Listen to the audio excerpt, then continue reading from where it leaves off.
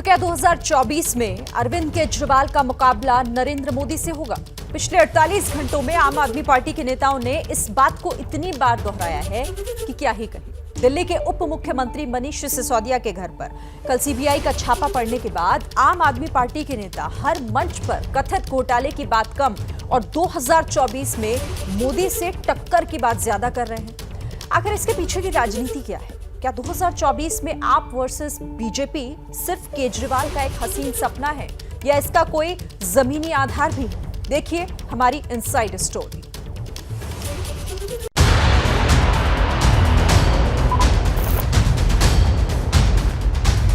तीन चार दिन के अंदर हो सकता है, आज कल परसों में सीबीआई ईडी भेज के मुझे भी गिरफ्तार कर लेंगे। अरविंद केजरीवाल वेव, एक केजरीवाल लहर फैल गई।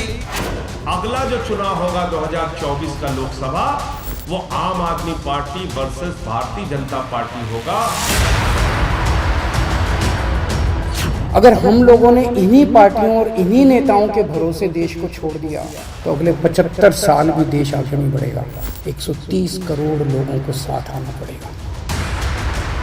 2024 का चुनाव आम आदमी party versus Bharatiya Janata party होने जा रहा है।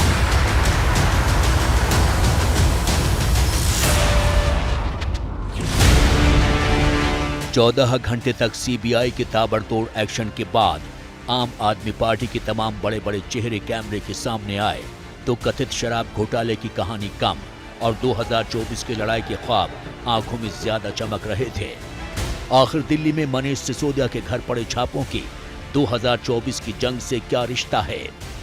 क्यों करप्शन के आरोपों को केजरीवाल की ढाल बनाकर सियासी लड़ाई जीतने का सपना देख रही है आम आदमी पार्टी? क्यों 2024 में मोदी के मुकाबले केजरीवाल की छवि को विस्तार देने की रणनीति बना रही है आम आदमी पार्टी?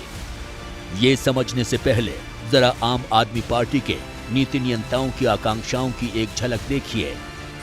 मैं आज आपके सामने कहना चाहता हूं कि 2024 का चुनाव आम आदमी party versus Bharatiya Janata party होने जा रहा है। अब तक लोग पूछते थे कि मोदी वर्सेस हु।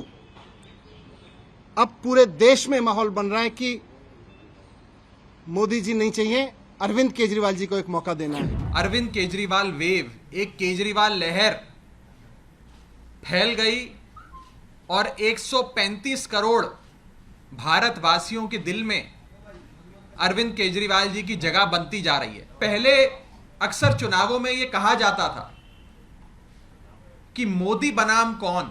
पंजाब की जीत के बाद देश के लोग कहने लगे हैं कि विकल्प हमें मिल गया। उस विकल्प का नाम है अरविंद केजरीवाल। अगला जो चुनाव होगा 2024 का लोकसभा, वो आम आदमी party versus Bharatiya Janata party होगा। मोदी वर्सेस केजरीवाल का चुनाव होगा और हम लड़ेंगे। अब ना तो आपसे केजरीवाल रुकने वाले हैं और ना ही आपसे शिक्षा और स्वास्थ्य का मॉडल रुकने वाला है। अरविंद केजरीवाल की प्रधानमंत्री मोदी से सीधे तुलना हो रही है। लोकतंत्र में किसी भी पार्टी को यह हक है कि वो दूसरे पार्टी को खुले में चुनौती दे, लेकिन सवाल यह है कि आम आदमी पार्टी को यह ख्याल उप मुख्यमंत्री मनीष सिसोदिया के घर पर सीबीआई के छापे के बाद ही क्यों आया? मनीष सिसोदिया को अरविंद केजरीवाल का दायां हाथ माना जाता है। मनीष सिसोदिया पर वो इतना विश्वास करते हैं कि उन्हें उप मुख्यमंत्री बनाने के अलावा 18 विभागों की जिम्मेदारी दे रखी है।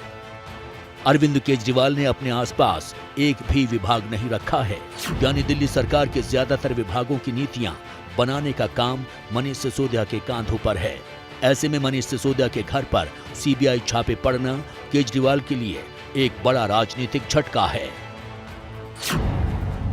सिसोदिया के करीबी लोगों पर जब शराब व्यापारियों से कमीशन लेने का आरोप लगा है, जिसे लेकर सीबीआई अधिकारियों ने मनीष सिसोदिया के घर पर छापा मारा है। अरविंद केजरीवाल के लिए ये दोहरा झटका है, क्योंकि दिल्ली के स्वास्थ्य मंत्री सत्येंद्र जैन पहले ही भ्रष्टाचार के आरोप में जेल में हैं। ईडी ने उन पर मनी लॉन्ड्रिंग का आरोप लगाया है। सीबीआई के छापों के बाद पिछले 24 घंटे में मनीष सिसोदिया 3 बार कैमरे के सामने आ चुके हैं। इस दौरान सफाई देते देते उन्होंने गिरफ्तारी की आशंका भी जता दी है। कुछ गलत नहीं किया, हमने कहीं कोई भ्रष्टाचार नहीं किया, इसलिए हम डरते भी नहीं हैं। सीबीआई को ऊपर से यूज किया जा रहा है, ऊपर से कंट्रोल किया जा रहा है। आप लोगों से मिला सुबह सुबह, बड़ा अच्छा लगा।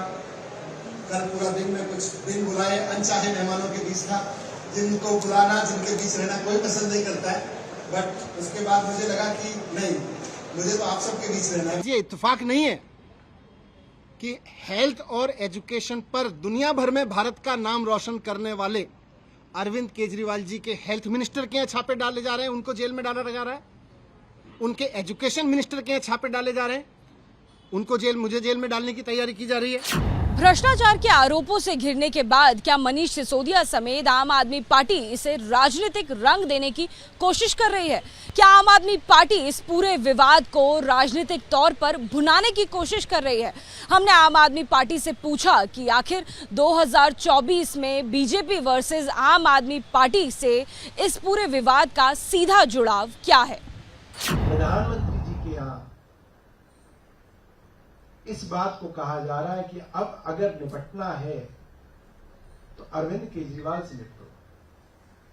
अब टारगेट नंबर 1 प्रधानमंत्री जी के लिए अरविंद केजरीवाल है, और ये बात आप कहो या ना कहो, भारतीय जनता पार्टी कहे या ना कहे, लोगों के अंदर जा रही है कि नरेंद्र मोदी जी के दुश्मन नंबर 1, नरेंद्र मोदी जी के टारगेट नंबर 1 अरविंद केजरीवाल है। और मुझे लगता है आने वाले समय में पूरे देश में जो लड़ाई है, ये नरेंद्र मोदी बनाम अरविंद केजरीवाल होगी। देश में केवल 4 लोग ऐसा बोल रहे हैं, या तो मनीष सिसोदिया, संजय सिंह, राघव चड्ढा या सौरभ भारद्वाज। 5वां कोई नहीं बोल रहा। तो किसी चैनल ने, किसी एजेंसी ने कोई सर्वे कराया है जहां पर ये आया है कि मनीष सिसोदिया ऐसा हो सकता है, तो हम माने तो ये देश के नागरिक तय करेंगे, देश की जनता तय करेगी। 4 लोग ये तय नहीं कर सकते। अब सवाल है कि आखिर अरविंद केजरीवाल को क्यों लगता है कि 2024 में बीजेपी बनाम आम आदमी पार्टी की सीधी टक्कर होने वाली है। इस पर आपको एक एक बारीकी समझाने से पहले शुक्रवार को दिया हुआ बयान सुनवाते हैं। अगर हम लोगों ने इन्हीं पार्टियों और इन्हीं नेताओं के भरोसे देश को छोड़ दिया तो अगले 75 साल भी देश आगे नहीं बढ़ेगा। अगले 75 साल भी यूं ही बीत जाएंगे, भारत पीछे रह जाएगा। 130 करोड़ लोगों को साथ आना पड़ेगा। अरे 24 का 24 में देखेंगे, 2019 में भी देख लिया हमने, 2014 में भी देखा है। देश की जनता ने 2014 में भी नरेंद्र मोदी जी पर विश्वास व्यक्त किया। हमने कहा था सुशासन देंगे, भ्रष्टाचार मुक्त सरकार देंगे। 8 साल में नरेंद्र मोदी जी ने भ्रष्टाचार मुक्त सरकार दी और सुशासन युक्त सरकार दी। केजरीवाल अब सिर्फ दिल्ली की ही नहीं, देश की बात कर रहे हैं। लेकिन चंद महीने पहले वो जब भी उनसे विपक्ष के पीएम चेहरे पर सवाल पूछा जाता था तो वो हमेशा ही इनकार करते थे। मेरा कोई प्रधानमंत्री बनने का वो नहीं है, मेरा कोई ये सब मुझे समझ नहीं आता। मैं 10-12 साल पहले मैंने कभी जिंदगी में सोचा नहीं था मैं राजनीति में आऊँगा। मैंने कभी जिंदगी में सोचा नहीं था कि मैं कोई पार्टी बनाऊंगा, चुनाव लड़ूंगा। ये ऊपर वाले का कोई करिश्मा था, जनता का प्यार था कि आज ये जिम्मेदारी दी। लेकिन अरविंद केजरीवाल वो जरूर करते हैं जिसके लिए वो मना करते हैं। उनके राजनीतिक जीवन की शुरुआत से ऐसा रहा है। लेकिन सवाल ये है कि क्या अरविंद केजरीवाल बीजेपी का मुकाबला कर पाएंगे, क्योंकि आम आदमी पार्टी के सामने बीजेपी जैसी विशालकाय पार्टी है।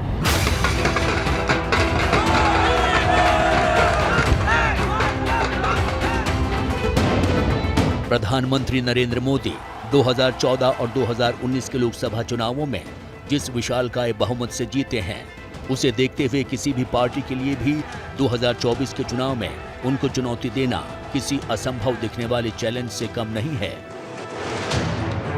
लेकिन राजनीति संभावनाओं का खेल है, इसलिए किसी को भी खारिज नहीं किया जा सकता, अरविंद केजरीवाल को भी नहीं।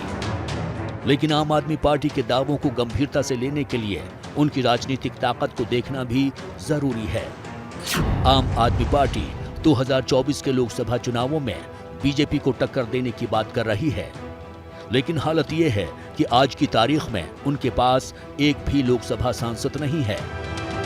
2019 में भगवंत मान उनके एकमात्र लोकसभा सांसद थे, वो भी पंजाब में अब मुख्यमंत्री बन चुके हैं। उपचुनाव में भगवंत मान की सीट पर आम आदमी पार्टी को हार का मुंह देखना पड़ा। ऐसे में संसद में बीजेपी और आम आदमी पार्टी की ताकत को समझना जरूरी है। फिलहाल बीजेपी की लोकसभा में 303 सीटें हैं, जबकि आम आदमी पार्टी के पास एक भी सीट नहीं है। राज्यसभा में बीजेपी के पास 91 सांसद हैं, आम आदमी पार्टी के पास 10 सांसद हैं। पूरे देश में आम आदमी पार्टी का विस्तार बहुत तेजी के साथ हो रहा है और 10 सांसद हमारे राज्यसभा में हैं। वो लोग जो इंतजार कर रहे थे कि काला धन आएगा, 15 लाख आएगा, 15 लाख आएगा, काला धन 2 गुना 3 गुना बढ़ गया स्विट्जरलैंड की बैंक में। वो सब खड़े होंगे और वो सब केजरीवाल जी के साथ आएंगे और भारत को दुनिया का नंबर 1 देश बनाएंगे। संसद में भले ही आम आदमी पार्टी कमजोर है, लेकिन आम आदमी पार्टी का दावा है कि वो राज्यों में तेजी से पैर पसार रहे हैं। दिल्ली और पंजाब में उनकी सरकार है। आने वाले 1.5 वर्षों में जिन राज्यों में चुनाव है वहां पंख फैलाने की आम आदमी पार्टी की तैयारी है। लेकिन सवाल ये उठता है कि क्या इसके जरिए आम आदमी पार्टी 2024 में भारतीय जनता पार्टी को चुनौती दे पाएगी? देश की राजधानी दिल्ली में अरविंद केजरीवाल का चुनावी प्रदर्शन ऐतिहासिक रहा है। वो दिल्ली के मुख्यमंत्री पद के तौर पर 3 बार शपथ ले चुके हैं। विधानसभा चुनावों में दिल्ली में उनका एक तरफा राज रहा है। 2020 के विधानसभा चुनावों में आम आदमी पार्टी को दिल्ली की 70 सीटों में से 62 सीटों पर जीत मिली थी, जबकि बीजेपी ने 67 सीटों पर चुनाव लड़ा था और उन्हें 8 सीटों पर जीत मिली थी। दिल्ली में केजरीवाल की आंधी थी। लेकिन जिस दिल्ली की जनता ने केजरीवाल को 2020 में गद्दी पर बिठाया था, उसी जनता ने उससे ठीक 1 साल पहले लोकसभा चुनाव में दिल्ली की सभी सीटों पर बीजेपी को एक तरफा जीत दिलाई थी। 2019 में दिल्ली की 7 लोकसभा सीटों में सभी पर बीजेपी की जीत हुई थी। केजरीवाल के मुख्यमंत्री रहते हुए भी आम आदमी पार्टी को एक भी सीट नहीं मिली थी। पंजाब में इसी साल यानी 2022 में आम आदमी पार्टी ने अभूतपूर्व जीत हासिल की। भगवंत मान को पंजाब का मुख्यमंत्री बनाया गया। देश की राजनीति में केजरीवाल का कद और बढ़ गया। आम आदमी पार्टी देश की उन 3 पार्टियों में शामिल हो गई जिसकी देश के कम से कम 2 राज्यों में सरकारें हैं।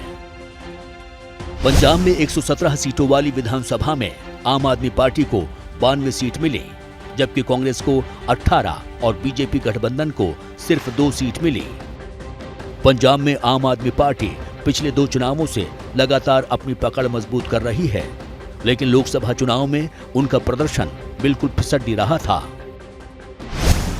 2019 के लोकसभा चुनावों में पंजाब की 13 लोकसभा सीटों के नतीजों को देखें तो कांग्रेस को 8, शिरोमणि अकाली दल और बीजेपी को 2-2 और आम आदमी पार्टी को 1 सीट मिली थी। 2019 में भगवंत मान आम आदमी पार्टी के इकलौते लोकसभा सांसद चुने गए थे, लेकिन उनके मुख्यमंत्री बनने के बाद हुए उपचुनाव में मान अपनी सीट नहीं बचा पाए।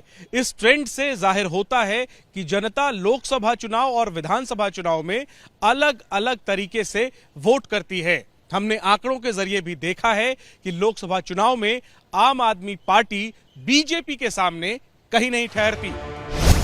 बीजेपी और उसके सहयोगी दल देश के 18 राज्यों की 50% जनसंख्या पर राज करते हैं, जबकि अरविंद केजरीवाल सिर्फ 2 राज्यों के करीब 3.5% जनसंख्या पर सत्ता चलाते हैं। सवाल है कि ऐसे में केजरीवाल मोदी को कैसे चुनौती दे पाएंगे। देश में अरविंद केजरीवाल की पार्टी का दिल्ली और पंजाब के बाद जिस राज्य में सीटों का जो राजनीतिक आधार बना है वो है गोवा। गोवा में इस साल हुए विधानसभा चुनाव में आम आदमी पार्टी के 2 विधायक चुने गए थे, लेकिन सरकार बनाने में उनकी कोई भूमिका नहीं थी। गोवा में सरकार बीजेपी गठबंधन की है। अरविंद केजरीवाल इस साल होने वाले गुजरात विधानसभा चुनाव में अपनी पार्टी के लिए जी तोड़ मेहनत करने में जुट गए हैं, लेकिन बीजेपी और कांग्रेस के गढ़ में सेंध लगाना इतना आसान नहीं है। अगर थोड़ा बहुत लगा भी देते हैं तो इसका सीधे सीधे 2024 लोकसभा चुनाव में असर पड़ेगा कि नहीं, ये कहना मुश्किल है। हिमाचल प्रदेश पर भी आम आदमी पार्टी की नजर है। गुजरात और हिमाचल, फिलहाल इन दोनों राज्यों में आम आदमी पार्टी के पास कुछ नहीं है। एक राज्य में हमारी पार्टी मान्यता प्राप्त हो गई है और 2% 2 विधायक वहां भी जीत के आए हैं, 6% से ज्यादा वोट मिला है गोवा में। गुजरात और हिमाचल में मजबूती से हम लोग चुनाव लड़ रहे हैं। वो गुजरात हो हिमाचल हो, वहां भी खाता नहीं खोल पाएंगे। और मैं कहता हूं शराब नीति में हिट विकेट हो गए हैं तो अरविंद केजरीवाल, मनीष सिसोदिया हो गए हैं। देश में किसी को भी सरकार बनानी है तो उसे यूपी जीतना पड़ेगा, ये एक अनकहा नियम है। खुद पीएम मोदी को यूपी से चुनाव लड़ना पड़ा और वर्तमान में वो वाराणसी से सांसद हैं। यूपी जीतने के दम पर ही भारतीय जनता पार्टी केंद्र में सरकार बना पाई। ऐसे में सवाल ये कि बिना यूपी जीते केजरीवाल आखिर पीएम मोदी को चुनौती देंगे तो देंगे कैसे? 2014 के चुनाव में अरविंद केजरीवाल ने नरेंद्र मोदी को वाराणसी में चुनौती दी थी। उनके साहस की काफी तारीफ हुई थी, लेकिन जीत से वो काफी दूर थे। जबकि नरेंद्र मोदी के नेतृत्व में बीजेपी को यूपी में ऐतिहासिक जीत मिली और केंद्र में सरकार बनी। 2019 के चुनाव में बीजेपी सबसे बड़ी पार्टी रही, जबकि आम आदमी पार्टी का यूपी में कोई जनाधार नहीं बना। न तो उनका यहां से कोई सांसद है और न ही कोई विधायक। ऐसे में 2024 में वो बीजेपी का मुकाबला कैसे करेंगे? उत्तर प्रदेश में सीना ठोक ठोक के अरविंद केजरीवाल जी कहते थे कि वो पूर्ण बहुमत की सरकार बनाएंगे। खाता नहीं खुल पाया आम आदमी पार्टी का उत्तर प्रदेश में। उत्तराखंड में वो कहते थे हम पूर्ण बहुमत की सरकार बनाएंगे, खाता नहीं खुल पाया। जमानतें जब्त होती चली गई आम आदमी पार्टी की। अभी तक के विश्लेषण से ये तो साफ है कि अकेले अपने दम पर आम आदमी पार्टी के लिए 2024 में बीजेपी को चुनौती देना मुश्किल है। लेकिन अगर सभी विपक्षी पार्टियां एक साथ आ जाएं और अरविंद केजरीवाल को 2024 में विपक्ष का चेहरा बना दें, तो क्या वो बीजेपी का मुकाबला कर पाएंगे? लेकिन ऐसा होना भी संभव नहीं लगता, क्योंकि उनके सामने विपक्ष के कई ऐसे नेता हैं जो अनुभव और समीकरणों के मामले में बहुत ऊपर हैं। जैसे राहुल गांधी, जो भारत की सबसे पुरानी पार्टी के नेता हैं। उनकी पार्टी पूरे देश में मौजूद है। ममता बनर्जी से अगर अरविंद केजरीवाल की तुलना करें तो ममता बनर्जी उन पर भारी पड़ती हैं, क्योंकि वो लगातार 3 बार से पश्चिम बंगाल की मुख्यमंत्री हैं, 20 सालों तक सांसद रही हैं, केंद्र में रेलवे, एचआरडी और कोयला मंत्रालय संभाल चुकी हैं। विपक्ष के तीसरे कैंडिडेट के तौर पर नीतीश कुमार के नाम की चर्चा है। वो भी अरविंद केजरीवाल पर भारी पड़ते हैं, क्योंकि नीतीश कुमार के पास 17 सालों का मुख्यमंत्री रहने का अनुभव है। उनकी छवि भी साफ सुथरी और सेकुलर नेता की है। वो भी केंद्र में 15 सालों तक सांसद रहे हैं, रेलवे और कृषि जैसे केंद्रीय मंत्रालय संभाल चुके हैं। तो मुकाबला बहुत मुश्किल और कठिन है। और सबसे बड़ा सवाल तो यही है कि क्या नरेंद्र मोदी और बीजेपी के खिलाफ विपक्ष एकजुट हो पाएगा? केवल 4 लोग ऐसा बोल रहे हैं। आम आदमी पार्टी के जो 4 नेता हैं, केवल वो ऐसा बोल रहे हैं। देश की जनता ऐसा नहीं बोल रही है। तो अगर उनको कोई गलत फहमी है तो वो मेरे साथ में मेरी कॉन्स्टिट्यूंसी में चले। हम हमारे सरकारी स्कूलों में जाएंगे, सरकारी हॉस्पिटल में जाएंगे, जनता से पूछेंगे, वो ये तय करेगी कि क्या होगा। दिल्ली में राजनीतिक गलियारों में आम आदमी पार्टी भले ही 2024 का चुनाव आम आदमी पार्टी और बीजेपी की टक्कर के तौर पर पेश कर रहे हैं, लेकिन राजनीतिक जमीन की पड़ताल करने पर अरविंद केजरीवाल के सपने फिलहाल हकीकत से काफी दूर लग रहे हैं। तो भले ही आम आदमी पार्टी सीबीआई छापेमारी को राजनीति से प्रेरित बता रही है, 2024 में मोदी बनाम केजरीवाल की बात कर रही है, लेकिन बड़ा सवाल यह है कि जिस मुद्दे से ये सारी राजनीतिक चर्चाएं शुरू हुई, उसमें क्या हो रहा है? क्या दिल्ली में वाकई शराब नीति में घोटाला हुआ है, भ्रष्टाचार हुआ है? दिल्ली में शिक्षा क्रांति का दावा करने वाले सिसोदिया आखिर शराब के इस चक्रव्यूह में कैसे फंसे? जवाब के लिए ये रिपोर्ट देखिए।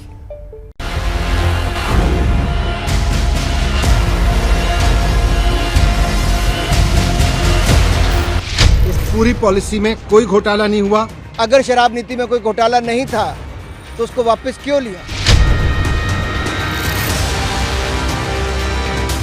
दिल्ली की जिस नई शराब नीति को लेकर आम आदमी पार्टी और बीजेपी आमने सामने है, उसे लागू किया गया था नवंबर 2021 में। तब केजरीवाल सरकार ने दावा किया था कि इससे हजारों करोड़ रुपए का फायदा होगा, लेकिन जब ये नई आबकारी नीति जमीन पर उतरी तो संदेह और सवाल भी साथ जुड़ते चले गए। जिस एक्साइज पॉलिसी के बारे में ये सारा विवाद खड़ा किया जा रहा है,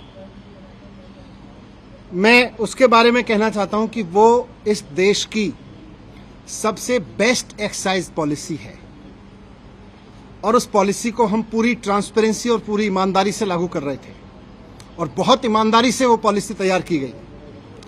अगर दिल्ली के एलजी साहब ने 48 घंटे पहले उस पॉलिसी को फेल करने की साजिश के तहत अपना फैसला नहीं बदला होता तो आज दिल्ली सरकार को इस बेस्ट एक्साइज पॉलिसी से कम 10,000 करोड़ रुपए हर साल मिल रहे होते हैं। सबसे पहले डायरेक्टर MHA प्रवीण कुमार राय ने सीबीआई को कथित गड़बड़ियों की जांच के आदेश दिए। साथ ही इन्होंने LG विनय कुमार सक्सेना को भी शिकायती चिट्ठी लिखी। मनीष सिसोदिया और एक्साइज के पूर्व अफसरों का रोल। प्रवीण कुमार राय की चिट्ठी में LG से कहा गया कि मौजूदा deputy chief minister Manish Sisodia, excise विभाग के तत्कालीन कमिश्नर अरवा गोपी कृष्णा, डिप्टी कमिश्नर एक्साइज आनंद तिवारी, असिस्टेंट कमिश्नर पंकज भटनागर ने सक्षम प्राधिकरण से मंजूरी लिए बिना नई आबकारी नीति को लागू कर दिया, जिसका मकसद लाइसेंसधारियों को अनुचित लाभ पहुंचाना था। मनीष सिसोदिया जी बताएं कि मैन्युफैक्चरिंग कंपनियों को रिटेल में ठेके की अगर अनुमति नहीं होती थी तो आपने क्यों दी?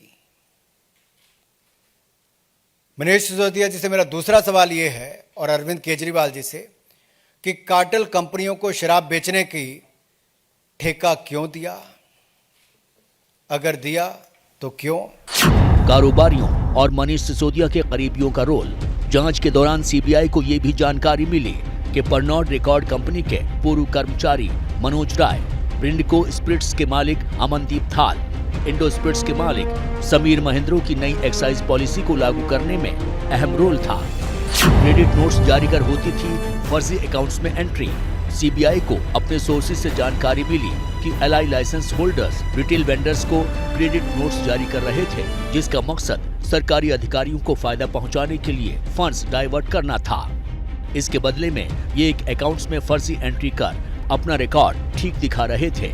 सूत्रों के मुताबिक सीबीआई की तफ्तीश में ये भी बात सामने आई कि आरोपी अमित अरोड़ा, मैसर्स बडी रिटेल्स प्राइवेट लिमिटेड के डायरेक्टर दिनेश अरोड़ा और अर्जुन पांडे, जो कि मनीष सिसोदिया के बेहद करीबी हैं, सभी गलत तरीके से एक्साइज अधिकारियों को अपने प्रभाव में लेकर शराब के लाइसेंस अलग अलग कंपनियों को दिलवा रहे हैं। आप ये भी बताइए कि खाओ गली और इंडो स्पिरिट जैसी ब्लैक लिस्टेड कंपनियों को क्या आपने ठेका दिया या नहीं? एक सवाल मेरा और भी है कि 25 अक्टूबर को जब दिल्ली के ही एक्साइज डिपार्टमेंट ने ब्लैकलिस्टेड कंपनियों को और बाकी कंपनियों को नोटिस दिया था, तो इस पर अरविंद केजरीवाल जी और मनीष सिसोदिया जी ने क्या कार्रवाई की? आम आदमी पार्टी की सरकार ने क्या कार्रवाई की? पैसों का ऐसे हुआ ट्रांजैक्शन। आरोपी समीर महेंद्रू, जो कि मैसर्स इंडो स्पिरिट्स के एमडी हैं, उन्होंने 1 करोड़ रुपए मैसर्स राधा इंडस्ट्रीज के राजेंद्र प्लेस स्थित यूको बैंक के अकाउंट में ट्रांसफर किए हैं। राधा इंडस्ट्री मनीष सिसोदिया के बेहद करीबी दिनेश अरोड़ा की है। वहीं दिनेश अरोड़ा, जो कि मनीष सिसोदिया के बेहद करीबी हैं, यानी शक है कि दिनेश के जरिए लाभ मनीष सिसोदिया तक पहुंचा। सीबीआई के ऑफिसर्स आए तो वो एफआईआर लेके आए थे। उसमें ना 8,000 करोड़ का जिक्र था, ना 1100 करोड़ का जिक्र था।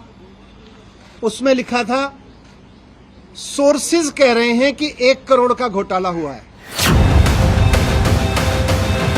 अब इन सभी आरोपियों पर आईपीसी की धारा 120B, 477 और प्रिवेंशन ऑफ करप्शन एक्ट 1988 के तहत केस दर्ज किया गया है। अगर ये अदालत में दोषी पाए जाते हैं तो उन्हें कम से कम 6 महीने की कारावास की सजा हो सकती है। जैसे ही घड़ी का काटा दोपहर 2:30 पे आए, बबीता जी का दिल सास बहू साजिश के लिए मचल जाए। और ये है इनकी बहू, पूरे दिन ऑफिस की टेंशन हो जाए गॉन जब ये करें अपना फेवरेट शो फ्री टाइम पे ऑन। इनकी तरह आप भी देखिए अपना फेवरेट शो अपने टाइम पर और डाउनलोड कीजिए एबीपी लाइव ऐप अपने स्मार्ट टीवी पर।